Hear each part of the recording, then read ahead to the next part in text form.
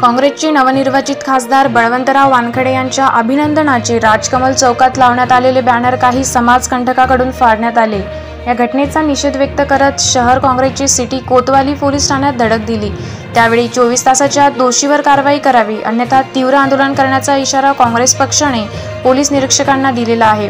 नरेंद्र मोदी यांनी पंतप्रधान पदाची शपथ घेतल्यानंतर राजकमल चौकात भाजपातर्फे जल्लोषाचे आयोजन करण्यात आले होते। या जल्लोषादरम्यान प्रचंड आतषबाजी करण्यात आली।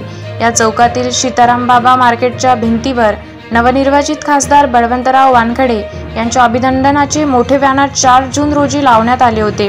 त्यावर शिवसेना प्रमुख बाळासाहेब ठाकरे, माजी मुख्यमंत्री उद्धव ठाकरे, काँग्रेसचे वरिष्ठ नेते आदीचे फोटो होते।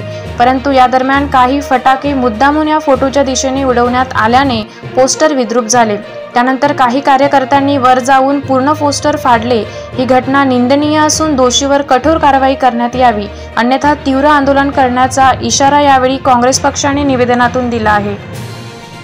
अशाच वेगवान घडामोडी पाहण्यासाठी आताच आमच्या जनविकास न्यूज चॅनलला सबस्क्राइब करा आणि रहा रोज अपडेट।